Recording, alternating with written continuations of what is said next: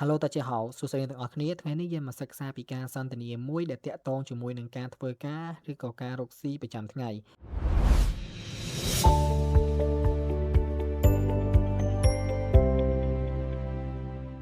មុននឹងចូលទៅដល់ការសន្ទនាយើងទៅសិក្សាពីពាក្យទាំងអស់គ្នាសិនពាក្យទី1យើងអានថា Hoan Ying Hoan Ying Hoan Ying Hoan Ying បកប្រែថាសូមស្វាគមន៍តោះពាក្យបន្ទាប់ទៀតយើងអានថា Xie xie Xie xie Xie xie Xie xie បកប្រែថាអរគុណតោះពាក្យបន្ទាប់ទៀតអានថា Qing Qing Qing Qing បកប្រែថាសូមឬក៏សូមអញ្ជើញពាក្យបន្ទាប់ទៀតយើងអានថា Jin Jin Jin Jin បកប្រែថាចូលតោះពាក្យបន្ទាប់ទៀតយើងអានថាជួជួជួជួបកប្រែថាអង្គុយពាក្យបន្ទាប់ទៀតយើងអានថាហិន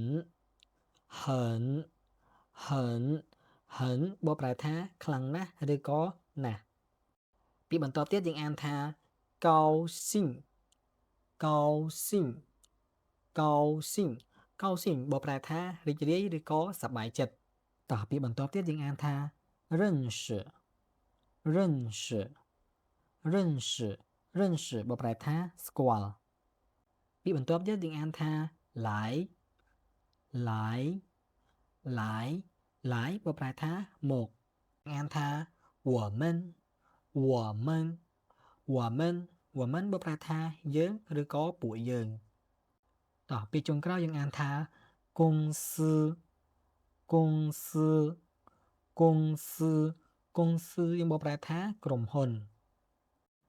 តោះឥឡូវយើងចូលទៅកាន់ការសន្ទនាទាំងអស់គ្នាសន្ទនាទី1នីហៅហួនញីងសួស្តីសូមស្វាគមន៍នីហៅសៀសៀ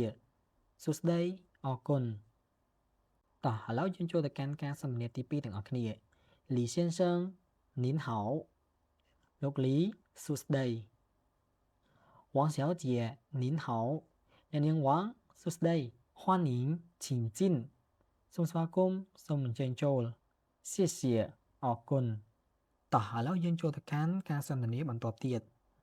王先生您好លោកវ៉ាងសួស្តី李小姐您好អ្នកនាងលីសួស្តី请坐សូមអញ្ជើញអង្គុយចុះ谢谢您អរគុណតោះឥឡូវយើងចូលទៅកាន់ការសន្ទនាបន្តទៀត欢迎您王先生ស្វាគមន៍លោកវ៉ាង您好李女士សួស្តីលោកស្រីអ្នកស្រីលី很高兴认识您请坐រីករាយណាស់ដែលបានស្គាល់អ្នកសូមអញ្ជើញអង្គុយចុះ谢谢您អរគុណ